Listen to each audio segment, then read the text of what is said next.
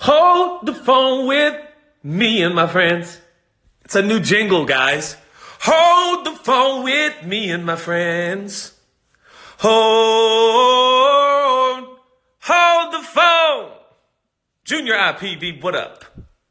Okay, we are going to go. I just was on live with Rich Wilkerson Jr. They call him in the industry. Like Judah, it's not an industry. Okay, Rich and I just talked. We are working on a preach-a-thon. Rich says he was going to call it a preach-a-thon. So that's in the works. I think we should do it tomorrow. I don't know what you guys think. Jim, how are you? Amanda Joy Official. Love you guys so much. Here we are. So, Rich who? Never heard of him. I hear you, Andrew. Rich Wilkerson Jr., a friend of mine. Pastors in Miami, folks. Okay, we are about to log on here with Jude Fuqua. He's a youth pastor at the Father's House in Vacaville, California. And he has been like a little brother to me. And we are going to do a little interview, if you guys don't mind. But thank you so much, Gabrielle's _ego. Appreciate that. Jude, yo, I'm here. Can you hear me? I can hear you. Oh my word! Hey, is that a Bass Pro Shop hat? It is. It's Jack's. And we get a mirror behind you. This is so good. Yes. Yeah, this is. Bro. Me and Jack went to Bass Pro Shop. He loved it, so I got a hat. And Jack's, how old's Jack now? Tell everybody. 3.5. He's 3.5 years old. He calls it the Dude Perfect store. Because that's where he saw Dude Perfect. Like he yeah. saw that episode. Yeah. Bro, those Dude Perfect guys are unreal. Thank God for them. Yeah, I don't want to say we've watched every episode at our home. Like, I definitely haven't, but I think my boys have. Yeah, Jack's watched so many. He loves it. Are they putting out? Say it again. He'll always yell "Dude Perfect" after he does something cool. Like if he flips a water bottle or something, he'll yell "Dude Perfect." Hey, are they still putting out? Are they putting out new content during this? Yeah, so they've put out content, and they've also done charity content. So all of the revenue off of those videos goes towards charity. But they have put out new videos, I think. But I don't know if they were pre-recorded and then they just put them out. But whoa, I love Dude Perfect. We love you. Yeah, we do. Dude Perfect. We're thinking about you guys, man. Like we just call them all Dude Perfect. We don't use their names. All right, Dude Perfect. Yeah. How is Vacaville? How's Napa Valley? How's the Bay Area? Yeah, it's shut down. So everyone's shelter in place. And it seems to be working. You know, hopefully flattening the curve, just seeing what's happening numbers-wise. Yeah. And so everyone is shelter in place. So about a year ago, me and Sierra sold our home and we moved into an apartment. And so we've been sheltered in place with 2 kids in our 2-bedroom apartment. And so that's why I've been going to Dave and Donna's a lot, because they live in the country and they have acres. So I live the country life out there and then come back here. Bro, you are incredible. Well, yeah. I've asked, thank you so much for being on Hold the Phone. We have a new jingle today. Hold the phone with me and my friends. Hold the phone with me and my friends. It's like you to let it go, bro. Okay. So here's what we're going to do today. We're going to take a few minutes. I am so excited, first of all, for all of you to meet Jude. Jude changed my life. His dad changed my life. Jude's dad, for those that don't know, has been my pastor since I was 9 years old. I'm now 41. And so I have known Jude, his brother John, and his brother Jake. They're literally their entire life. Jude and I have spent a lot of time together. Jude was a part of the youth group when I was the youth pastor at City Church, now Church Home. Yeah. Jude is now, I think, one of the great thinking, processing, philosophical youth pastors in the United States of America. I mean that. Jude and I always have the most pithy, meaningful conversations. You and your wife, Sierra, Jude, I love you guys so much. I will say a funny story, and at the risk of sounding like I'm name dropping, I have a very funny story. Okay? Yeah. So Russ and Sierra, that's QB1, and the incredibly talented, beautiful, regal, gifted Sierra, the musician, singer, dancer. So one time I was trying to get a hold of Jude, and his wife, Sierra. Sierra, I love you. I know you're watching.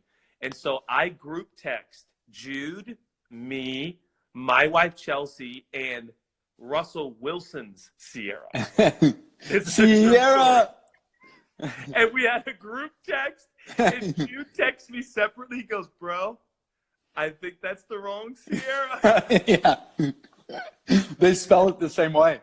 It is. It was so, and Sierra was so sweet about it and kind. But yeah. Obviously, I hope your family's gotten pretty close to the other Sierra as a result. So yeah. It's great. We have. It's been a great, okay. wild relationship. Wild. So we are here. We're going to talk about kind of the state of the church.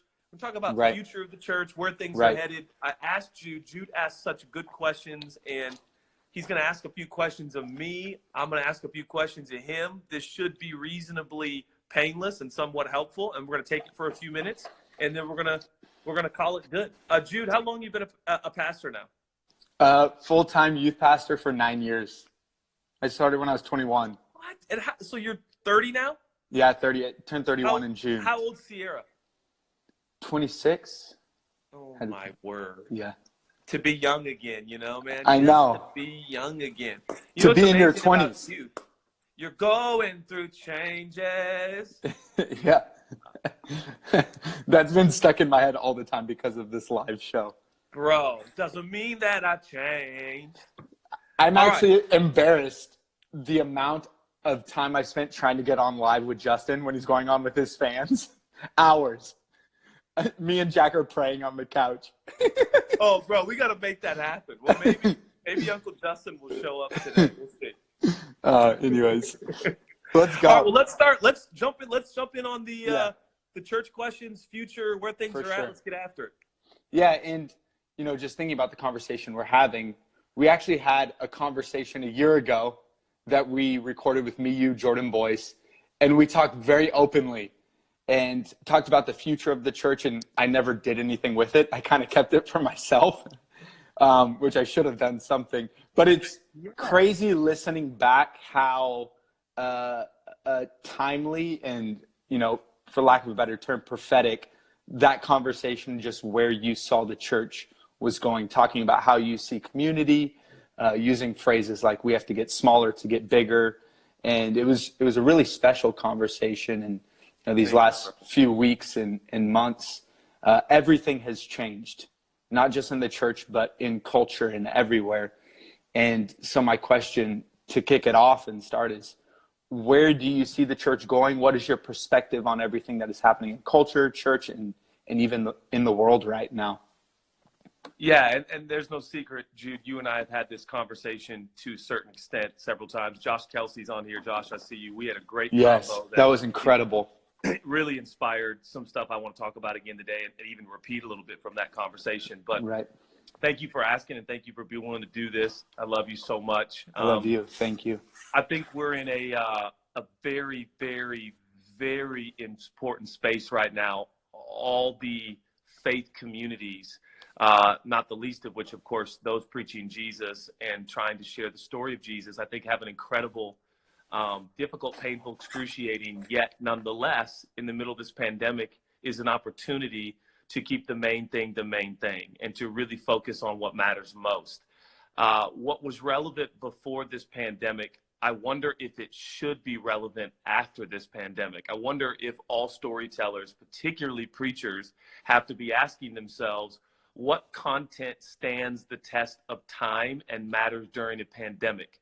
Because we often talk about how it's life and death. I'm oftentimes motivated by the stories of Michael Jordan or LeBron or Kobe, to speak about, obviously other sports as well, but how they played every game like it was their last. And I tend to ascribe or subscribe to the thinking that every preacher that preaches should preach like a dying man or woman, a dying human. This is their last go around. This is their last phrase. And so I like to say things like, hey, before I preach this sermon, did Jesus have to die for me to preach this sermon?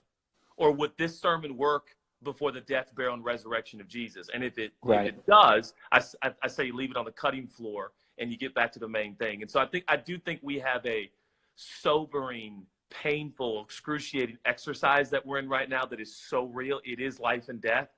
But I pray for myself, our pastors, our preachers, our staff, our team, and incredible men like you that are my friends. Hey, are we like the sons of Issachar? Are we being shrewd? Do we understand the times and seasons in which we live? And I think we've got to take a fresh look at our content and a fresh look at our delivery. I say this, Jude, I feel like we always talk about the proverbial baby in the bathwater, and I'm not interested in throwing out the baby. The baby is Jesus. The baby is the church. The baby is people, and it's of infinite value.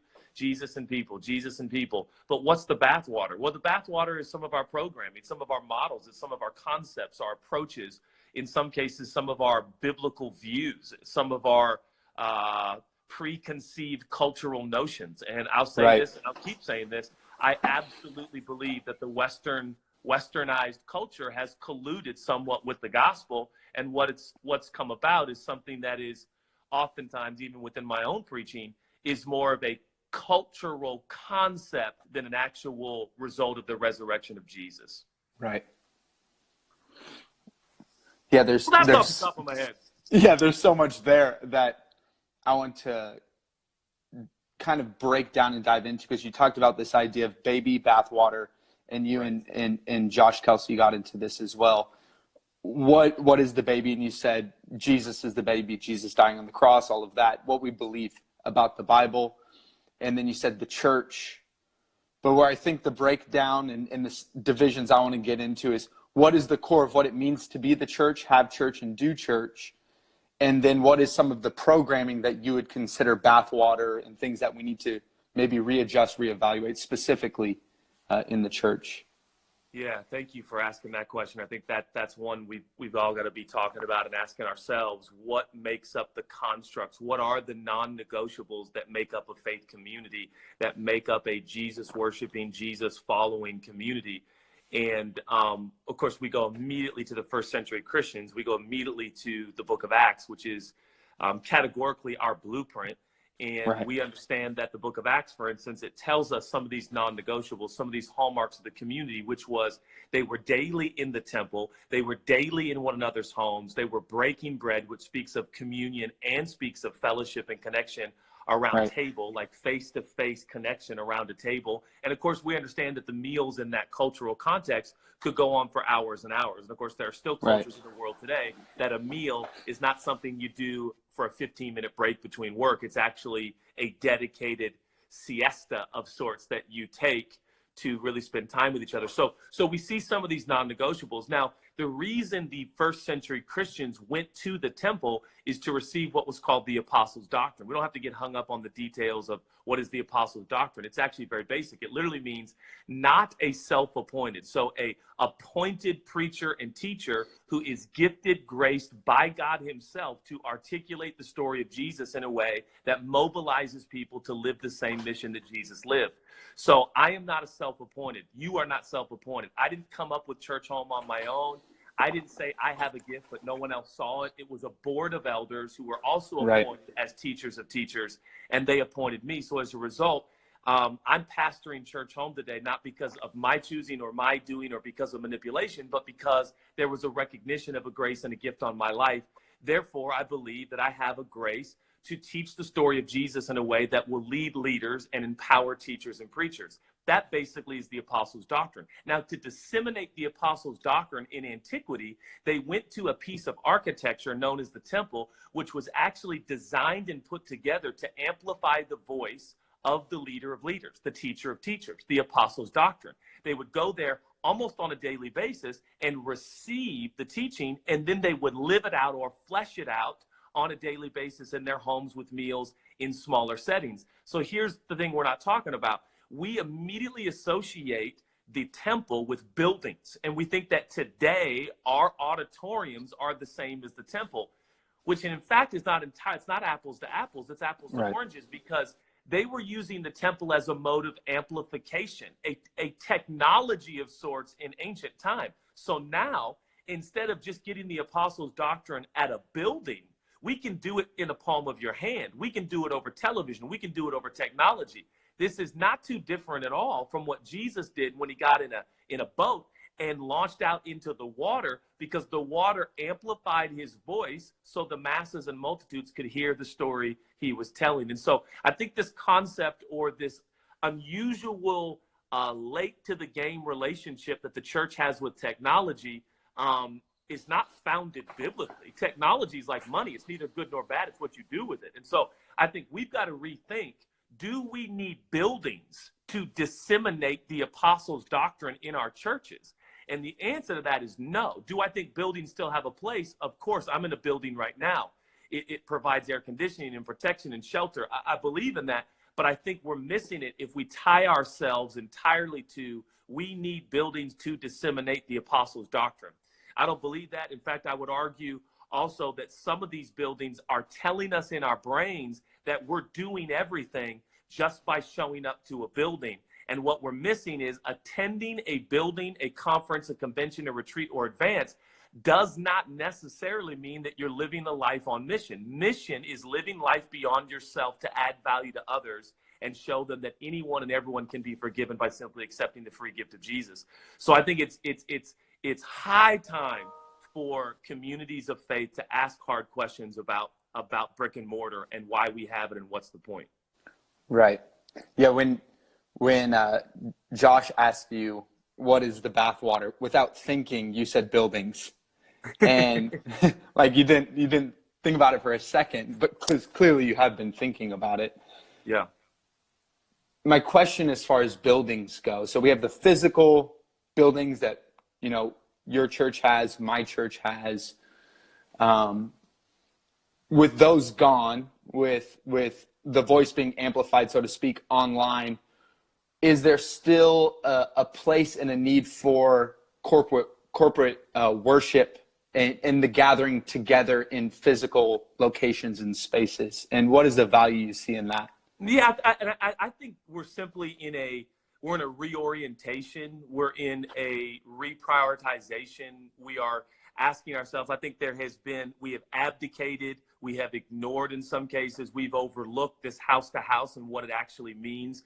We've had movements in the past, from what I understand in my research and study, home church movements. The problem with home church movements and the difference between what we're building at Church Home is we believe the apostles' doctrine is essential, and you cannot have self-appointed pastors trying to pastor a church in every single home in the world. It would get calamitous. And right. There's grace and there's gift. And some people are gifted to teach scripture, and some people are gifted to right now be on the front lines and be in hospitals and doing extraordinary work as we speak. And my heart and right. my prayers and my thoughts are with them. So we all have different graces and giftings, and God gives those to the church to build the church. And so I think it's super, super important to understand it's the apostles' doctrine that is the baby. It's the non-negotiable. Right. The building was simply a mechanism to amplify it and make it travel faster and further. I think technology can do that. With all of my heart, Jude, I think that we need more and more face-to-face. We need more connection. We need right. more gatherings. I would argue that we've got to, like you said, get smaller to get bigger. I see in the future, not only do church members gather together face-to-face, I see preachers and pastors in small groups within their home having church and having deep-seated, rooted relationships that are authentic and genuine. And what a lot of people don't understand is that a lot of guys like myself or gals like myself who preach and teach the story of Jesus, oftentimes, particularly as their ministry grows, their church grows, the church buildings expand and grow, they are so full on in their schedule with facilitating gatherings in a building or a conference or a convention or a worship event that oftentimes they themselves, it's very difficult for them to love their neighbor, live on mission, or connect deeply. And I'm not picking on anybody by name at all. Right. I'm picking on myself first. I've noticed within my own context and schedule, I'm so busy writing sermons, it's very difficult to live them. And that right. can become a dichotomy that I think will really bring a confusion and maybe even a little bit of disenfranchisement in the future of the church if that disparity grows at all. That's how you end up getting professional preachers who right. tell people to live on mission, but don't actually live on mission themselves. And that's something we're going to have to continue to address and focus on. But I really believe with all my heart that it is a both and. Church Home is not against church in big buildings. We're just saying, hey, what about church at home? What Right. about church at home? What about not paying for buildings? What about the ability to multiply? What about a church in multiple languages and multiple continents? Could that be possible? Not only do I believe it is possible, the only question now is not if, it's when and who. When and who. Who will have the first global mobile church? Because it is already in the works as we speak. Incredible. You're incredible. Thank you. Means a lot. My question with the having groups, mobile app, and doing church on this such a large platform, and what's possible, I think, with the internet. I was even in our building yesterday, and I was just worshiping, and no one else is in there. It's an empty building. But I was imagining it full, but then I was seeing the sea of people beyond who are engaging with our content now as it's going out beyond all that. So it's incredible.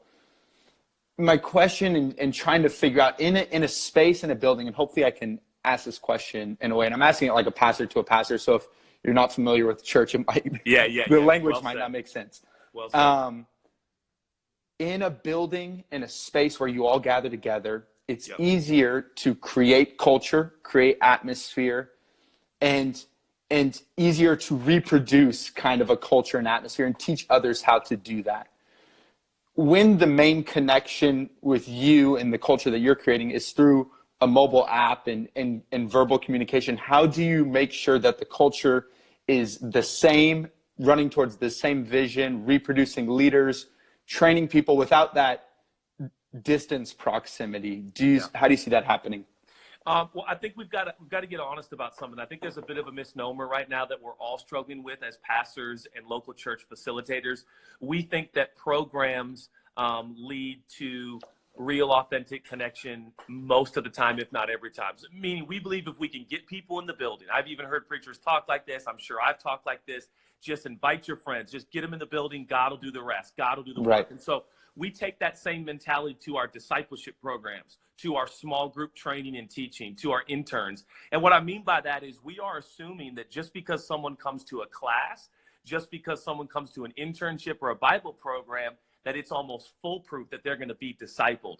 I want to make a simple argument that I think is pretty elementary, that is not controversial, and that is, would we not all agree that the greatest discipleship program on the face of the planet is actually not a class, it's not a Bible college, it's not a sermon. It is when your friend, when your neighbor, when a loved one decides to accept Jesus and you become the person who walks with them and helps facilitate questions, concerns, all these things.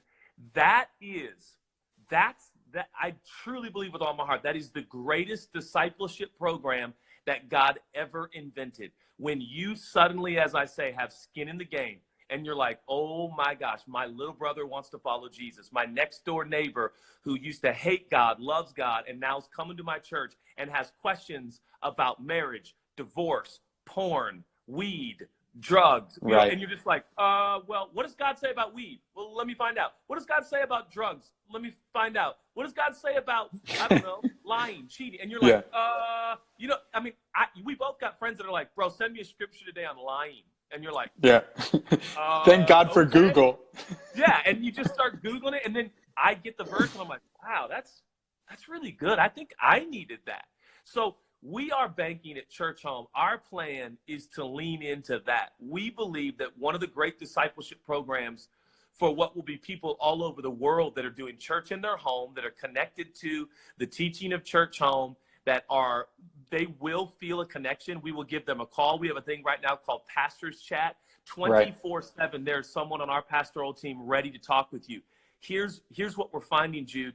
Every single person that goes to Pastor Chat, our retention rate, meaning our rate of people getting actively involved in Church Home on the app or communication, is almost 100%. Meaning once they get that face-to-face, quote unquote, or that real connection, they almost all are getting involved. And here's what we're not saying. These buildings oftentimes, no matter the size and scale, they're actually less efficient and effective than oftentimes what technology can be if we're efficient, effective, and I should say if we're purposeful and intentional. And so if you just look at the sheer numbers, I've said this a million times, bear with me, everyone, if you've heard me say this, but right now, 96% of church growth in the United States of America, the Christian church in this country right now is growing. We have more mega churches than we've ever had. We have the two largest churches simultaneously existing in this country in the history of the United States of America, and yet 96% of these mega churches that are growing, including Church Home, is people that were already in another church. They're already in another church. So only 4%, and I don't think those numbers have improved since 2017. They might have gone down a little bit. Only 4% of people walking into our buildings don't have a church, maybe don't know Jesus, and don't know what it's like to be forgiven. We have to stare at that in the face and go, why? What is keeping us back? We have the greatest story to be told on the planet. Here's our message. It's simple. It is a message of total forgiveness, total righteousness with Jesus, and all you have to do, earn it, deserve it, warrant it, understand it? No, receive it.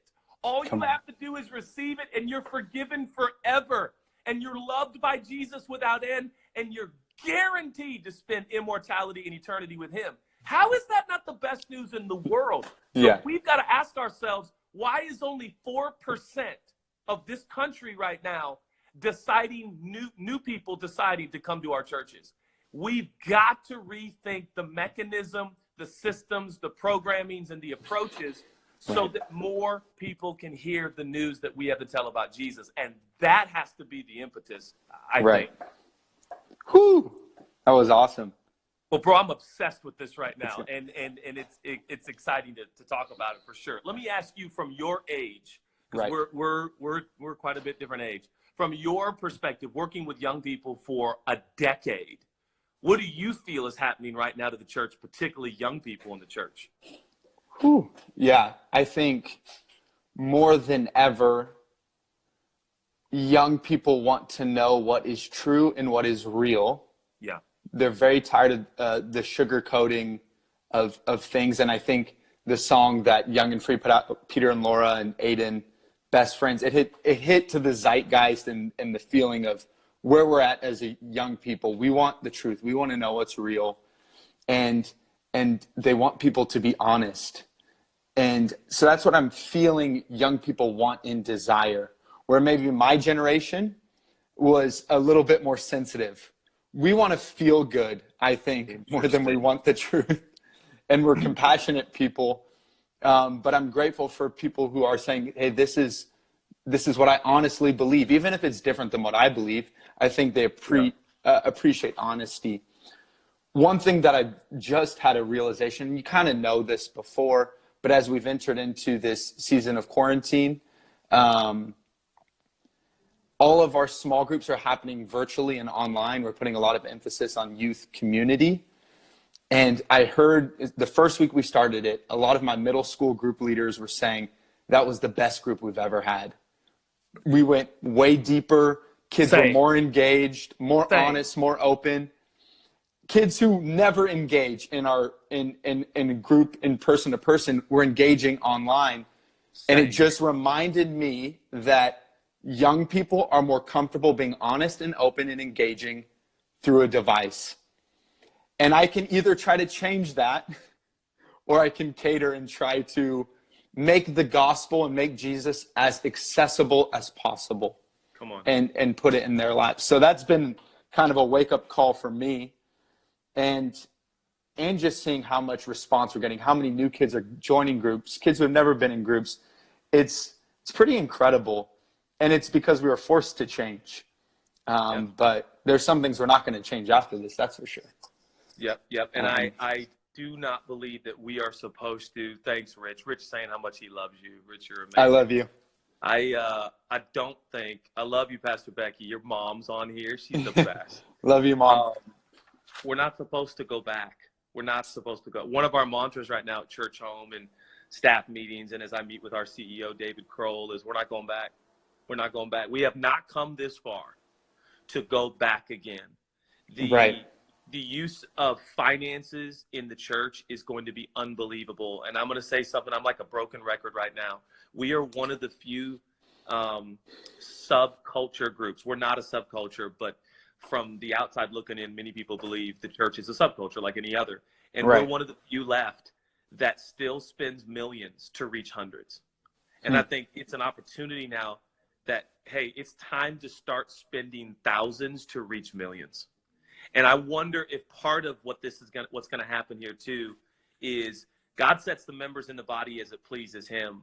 But I wonder if claiming people and fighting over people is going to begin to be looked down on, and it's going to fade into what once was. Meaning, what if I didn't care as a pastor when I'm around other pastors how many people are in your church?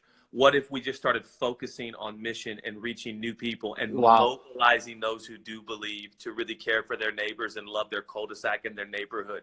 I just think there's a sobering happening in my soul and my heart. I hate this. I hope it's over in the next 30 seconds. God did not cause this disease, this pestilence, this wicked, this evil. Yeah. It's diabolical. It comes from the pit of hell. But God, this is what he does. Though this planet is subject to futility, here comes pestilence, wars, disease, rumors of wars. And God, by his gracious, good, wonderful hand, he starts to orchestrate it and work it together for good. And that can sound excruciating for hundreds and hundreds of people who lost loved ones just in this country today. But nonetheless, in the midst of the pain, the calamity, the loss, we believe, number one, in a God who's good, and number two, in a God who's going to be with us in eternity forever. And we've got to get the message out. And now is more important than it's ever been. So I think there are some things that are hindering us. I will say this, that having a church that is mobile, the resources and the finances, practically speaking, are different. Churches right now are feeling that. Are giving down 39% at Church Home. We've prepared for that. Part of that is the economy is struggling. People don't have as much to give. That's happening in all organizations. And so I think the church has to accept that. And that's okay. God's going to be faithful. But I wonder if we'll just continue. I think money follows the mission. I don't think we follow money and then do mission. We follow the mission. What is God asking us to do? And I believe that the supernatural provision will happen. But we don't make decisions based on money. We make decisions based on mandate and what the man Jesus Christ is asking us to do. And this is not the time for pastors to sit back. We're like doctors. It is our time to step up. The world needs us. The culture needs us. Our country needs us. Our neighborhood needs us. Our cities need us. We need to be linked in, locked in, ready to roll to help people and spread the news and let people know that this is painful and difficult and challenging. And we are right here in the middle of it with them. Wow. I believe that. When I daydream about church and future church and even what it would look like, the one thing that it never is financially viable. You know, I'm like, if it was look like this, you know, and it's crazy how finances can become a motivation and efficiency can become a motivation instead of this is conviction, this is vision, this is where we're going. And it can be limiting. Yeah, it isn't that the old thing, Jude, isn't it? Like, remember like old preachers telling you, like, young man, what would you attempt if money was no object? Right. And you didn't care about your reputation, or if you didn't care who got the credit, what would you do? What would you dream of? And I remember, I mean, you and I have been going to camps and conventions and together since you were 3 years old. And how many times I've heard that, but man, it's kind of come back to me lately. I'm like, boy, what if money wasn't an object? Right. What if I didn't care who got the credit? What would I attempt to tell the most people about this Jesus? Jude, you and I, we are not disseminators of concepts and morals and principles. Our message is not complicated. We're supposed to tell people about who has changed our life, not what. What has not changed my life? Right. Money's not changed my life. Stuff's not changed my life. Reputation's not changed my life. Instagram hasn't changed my life. There's a person, his name is Jesus, and he changed my life. Yeah. And God gave me and you a gift to tell people that story and give that explanation. And I love how Paul says, I know whom I've believed. And man, I'm passionate about that right now more than ever. That's awesome. Would you say you're awesome? Would you say you're more passionate now than you've ever been about the church, or has there ever been a time in your pastoring career where you were maybe a little bit more excited, a little bit more gung-ho? Bro, up until about 3 weeks ago, I was making jokes internally to my closest friends, my spouse. I know less now about church and Jesus than I've ever known before. And that was honestly my posture. And it felt like that. I was like, oh man, I don't know. And then I think God has been working on my mind and my heart. And I'm sorry to get so personal for a moment, but I think I've struggled with confidence a little bit. I've struggled with feeling a little bit like there's enough preachers. There's enough content out there. I think everybody's going to be okay. 96% of our church growth is coming from people who are already going to heaven. Is this really helping? And I've struggled with that. I've been in some pretty dark spaces up until this point. And I am humiliated to admit that this global pandemic has given me a have to, unlike I've ever experienced. Yes. I don't have a choice. This is a have to. God dropped this name Church Home in my heart some 3 years ago. And I was like, I don't know if this is a burrito. I don't know if this is like frozen yogurt I had last night, but like I keep thinking about this church home. And then for this horrific thing, which I wish never would have happened, and I will feel that way for the rest of my life. Right. But nonetheless, it has awakened me. It has stirred me. It has humbled me. But I feel such a deep-seated conviction and resolve to tell people what I believe is happening to the most important entity in the universe, which is the community of Jesus. And I think it's happening to us whether we like it or not as we speak. And I think God will work things together for our good. And so I am assured of some things like I've never been assured before in my lifetime. That's for sure. Yeah, I remember texting you right when it all came down and thinking, man, such a prophetic vision that God put in your heart. And even if you've ever questioned, God, was this you? For such a time as this. And like you said, it's a horrific situation. Horrific. And in our conversation last year, I asked what would change the church. And you said something like persecution would cause us to go into homes, but then now looking at it as well, pandemic and something like this. And it's pretty crazy to see. Can I ask you another personal question? Yeah. What has been the most fulfilling thing in ministry for you thus far? Well, it's two things for sure. It is watching my kids not have to unlearn some of the things that I unlearned. Watching my kids begin to develop a love for Jesus on their own. It's hard to express as a dad. You know what it's like. You start seeing Jack like love Jesus by himself when you're not around. It's like, oh my God, like maybe I did something right. Not a lot, but I did something. And then that's number one, top of the list. Number two would be, I'll be honest with you, man, my friends, seeing Rye Good, one of my best friends, love Jesus the way he does, seeing Bo Swayze, Graham Bunn, knowing that Graham, for instance, I don't mean to pick on Graham or tell his story and out him in front of everybody, but Graham didn't go to church until our church. Didn't know Jesus. One of my best friends that knows Jesus and is actively involved in the church. I mean, man, you see your closest friends or family know Jesus. I mean, really know Jesus, not religion, not just doctrine and dogma, but they really know Jesus. Yeah. It helps me.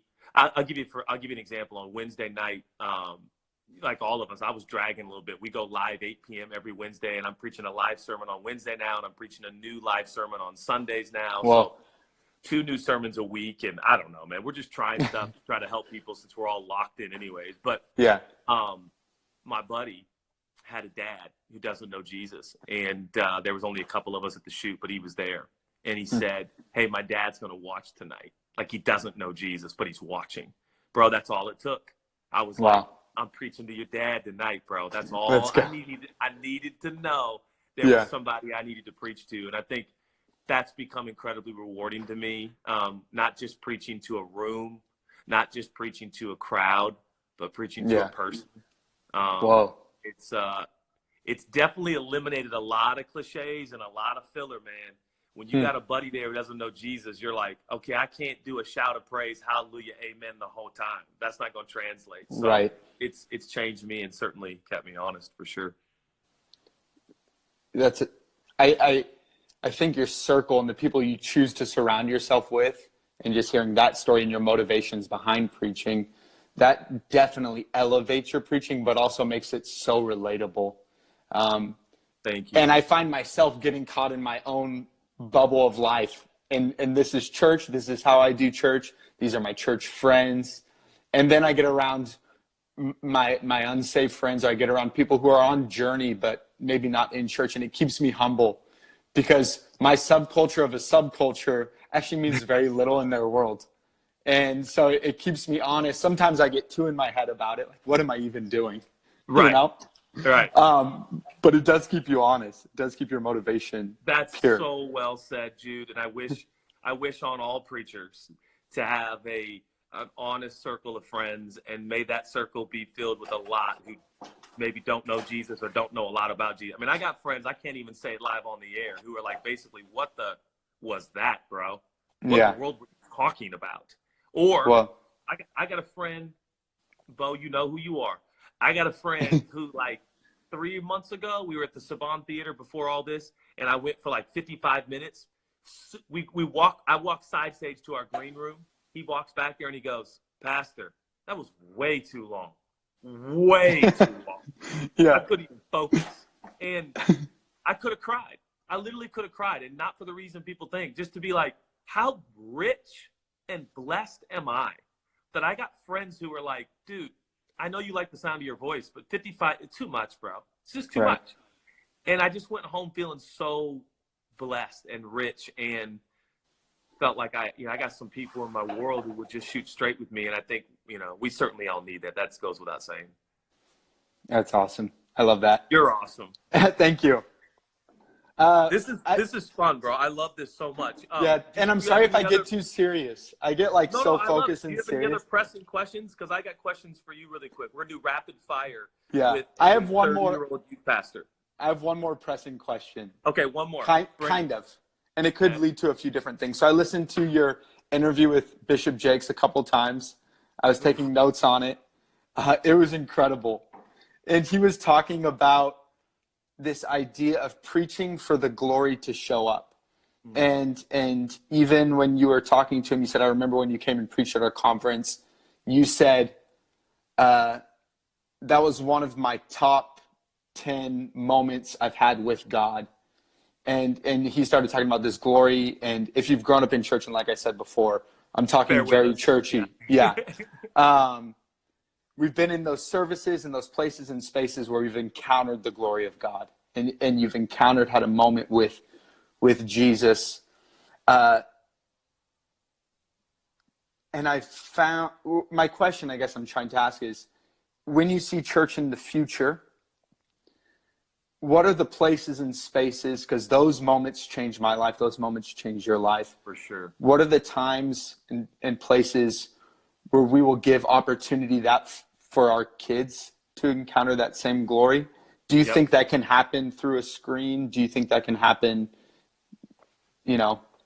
or does it have to happen in a service like that? Yeah, and I think you bring up a great point. I think for the next generation, every successive culture, you go all the way back to Woodstock and beyond, obviously, young people love to gather around music. They love to gather for a cause. It's in our makeup. And so young people especially, I mean, everyone likes to get together around a cause and feel each other's strength and energy and passion and zeal. And I think it escalates the experience. It elevates the experience. There's no question about that.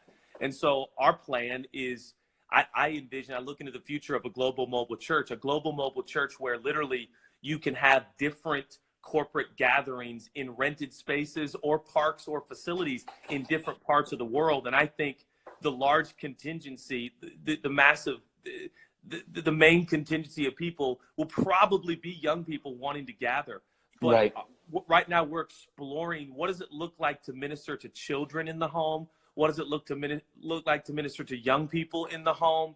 How many events will young people, because young people love events. I still love events. And so what will that look like? But I think reverse engineering, like what we're doing right now, like what are we after? What's our goal? And then instead of just knee jerk and going, all right, let's put on a conference, you know, because that's the go-to now. It's like, you know what? Our young people need Jesus. All right, let's have Rich Wilkerson Jr. come and Chad Veach and let's have a conference, you know, and that's like, because that's become kind of the status quo model, and that's great. But are there other ways that we reverse engineer it that we can be even more efficient or effective, or as efficient as effective in experiencing the presence of God? And when you say glory, or Bishop says glory, what we're talking about is a manifest sense, manifestation. What a hot word right now. Manifestation of God in a room is what changes people's lives. And so experiencing the person of Jesus. And so we're passionate about that, but I think we have some work to do in the right kind of way as leaders to go, okay, what's the best way to facilitate that with the assistance of technology and all the things that are afforded to us in 2020 and during this global pandemic and this lock-in and this quarantine? What are ways that we can be more effective? I am waiting, and I believe it's happening right now. I think youth ministry and kids ministry is the next wave of innovation and newness in the church. I think there's a whole new approach. I think there's a whole new model. It's not my job to figure out what it is. We've got youth pastors and kids pastors. I've been there. I did that. I'm looking to them. I'm looking to Damon Strong. I'm looking to Kramer Rasmussen. I'm looking to Shaddai going, guys, gals, Christine Strom, ladies, what are we supposed to do? What is God asking us to do for youth? You just said something so profound, Jude, that I hope nobody misses. And that is exactly what's happened at our church.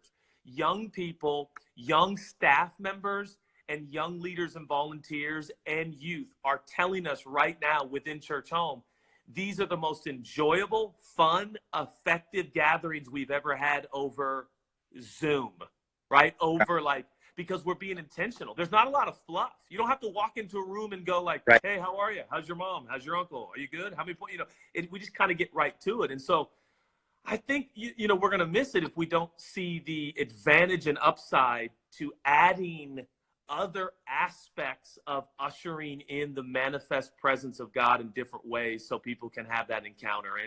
And you know I'm passionate about that. I felt, ironically, while Bishop Jakes was talking about the glory, ladies and gentlemen, I felt Jesus in my room that I was talking to. Like I felt it.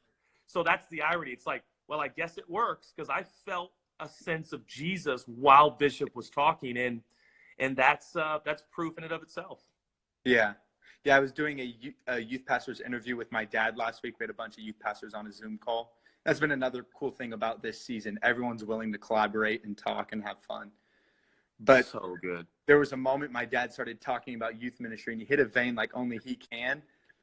My staff watching on Zoom starts crying. Everyone is feeling it because I was asking my friend Jordan, is it possible? And he said, well, I felt it when your dad was talking, and you could feel that manifest presence, and it's insane. And that interview with Bishop Jakes, you could feel it, and definitely had a moment.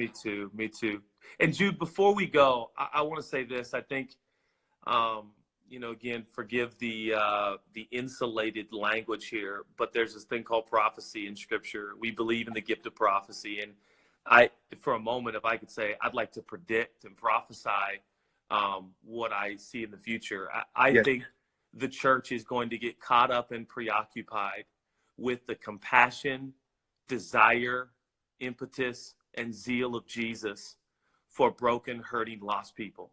The reality is we are right now on a Instagram live call, and we're talking about mission, we're talking about church, we're talking about future, we're talking about programs and systems and approaches and theology and philosophy. But at the end of the day, let us not forget, my brothers and sisters, there is right now, as we speak, a young man, a young woman, a mom, a dad, a single parent, or a grandparent who's isolated all by themselves, and they are desperately groping and searching for truth. They want to know, is there a distinction? Is there something to bank my existence on? Is there a reason I was born? Is there a reason I have breath? Is there a reason I'm still here? What is the point of it all? Is my career over? Is my job going to be still there after this pandemic? I don't know. And they're looking for truth. They're groping for truth. They're desperate for truth. And oftentimes we are busy trying to just put together programs for more Christians, when in reality, I know that the heart of God is both and. It's not either or. We've got to mobilize believers to live life on mission. But we cannot take our eye off the ball. I didn't play a lot of sports, but I played enough to know it's all about the ball. I don't care if you're playing football. I don't care if you're playing basketball. I don't care if you're playing soccer or baseball. It is all about the ball. What is the ball? The ball is the point of it all, and that's people. Are we focused on people? Can we allow our heart to extend itself for a moment to go, what is it like right now to be searching for truth? What is it like right now to not know up from down and left from right? What's it like right now to not have an absolute belief system, to not even know if there is a God, to wonder if all of this is full of fakes and frauds? What's it like to watch Instagram right now and not even believe in a deity and watch all of us pontificate on and on and on and on and on? I'm telling you, there is a God. His name is Jesus. His heart breaks and he weeps, and he is right in the middle of the calamity and the pain and the dust and the dirt. And that's exactly where he wants us, to be in love with people. So if history records what we do during these days and right after these days, let them record that we weren't perfect. We didn't have it all put together. The church had some brokenness and some really, really shady aspects to it. But what we did do is we moved towards the pain. We allowed our spirits and our souls and our minds and our brains to be filled with the empathy, compassion, care, and concern, that the very thing that put Jesus on the middle cross and said, Father, forgive them. They don't know what they're doing. That is the kind of zeal and passion we've never needed more than right here and right now. And I just want to shout out Bishop Jakes, and I want to shout out so many of my heroes. My dad was the same way. Jude, your dad is the same way. These old men and women of God, they preached with a fervor like they were dying. They preached with a fervor like this was life and death.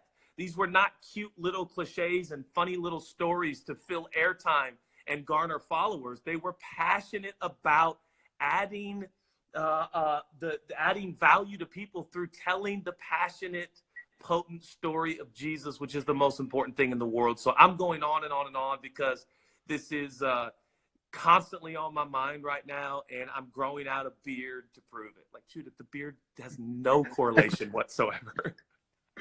I hate facial hair on myself. Well, because you have so much of it, though. I know. I would rather have none than be able to grow anything. Dude, I got rapid fire. We got like 5 minutes until Instagram cuts us off anyway. So let me give you rapid fire. I'm going to give you a word. I just want you to tell me whatever you feel. Oh, gosh. Whatever you feel. You hear me? Yes. Rap. Love. R&B. Oh, Frank. I like Frank. Ouch. Ouch. Palm trees. California. Ooh, mustache. Good. Back hair. Gross. Preaching. The word that came to mind was passion. Lost. Found. Broken. Well, the word that came was broken and hurting, but that's because we use those words all together all the time. Right. Yeah. Okay. Less spiritual. Car. Prius, that's what I have, but I don't want. Paradise. Yosemite. Perfect day. Family. Marriage. Hard. Kids. But good. Awesome. I love my Sex. kids. Good. It's good. I don't. We're having marriage counseling on here. Sierra, he said good. We're having Dude. marriage counseling. I don't want to talk about our sex life. It's awesome. Okay, that's all we're looking for. We're just looking for something better than good. Go from good to great. It's good. It's great. Oh, man. You sound like my dad. Whenever I just say I'm good, he's like, why did you say good? Because I'm good. Why didn't you say great? Why didn't you say awesome? Yeah, isn't it funny how good has become bad? Yeah. It's Good not, is bad. Sierra said quarantine has been tough. Oh, my word. Ladies and gentlemen, that's Jude's wife right there. Quarantine has been tough. Well, on that note, folks, hey. We're all going to need counseling. We're all going to need counseling, Sierra. You're the best. To everyone watching, thank you for your time. I wanted to get a little bit serious, a little bit intense, a little bit passionate. So much going on in the world. I hope that we weren't too over the top intense for everybody. But, Jude, it means the world that you took time out of your schedule to do this thank with you. me. I needed to pause. There was a call. I love how they cut us. I love you so much. And for those that too. don't, Jude, how can people find you on Instagram, podcast, all that? Yeah, I'm at Jude Fuquay, so you could follow me or follow my wife at Sierra Fuquay. It's probably a better follow because I never post except since I got on this quarantine. And so, tell us what's your podcast? So you guys got sermons at the Father's house. Well, we have our weekend services. You can check out our YouTube channel, TFH, and all information is at tfh.org for the Father's House backer. There it is. Yep. Our youth is Father's House Youth on YouTube. We haven't really put up a ton of content. We've been focusing on community. But I love you so much. Yeah. We're here. Loving it. Well, I love you. Please hug Jack for me. And I really mean it. Thank you for your time. And we're gonna post this on Instagram. I hope it helps people. And we'll be back with more Hold the Phone with me and my friends. Hold the phone. Wait, why do we hold the phone? Because we're going through changes. Bro, why do I love singing so much? Jude, I've loved singing forever, though, right? I've been singing your ear off forever. I wish I could sing. The problem is you're so good at singing, you would get up there to do transition at service and start singing. And then a bunch of other youth pastors are trying to do that now, and they sound horrible, but that's your sweet spot. Listen, us guys, we started as worship leaders. You get it. All right, man. I love you so much. I love you too. Okay, have a great evening. Rest well, and I know we'll talk again soon. Okay, love you. Okay, man. Love you. Oh, man. The one and only Jude Fuquay. Remember how she just signing? I can show you the world signing, singing. I love that. All right. I love you guys so much. Thanks, everybody, for watching. This was Hold the Phone with me and my friends. All right. And we're off.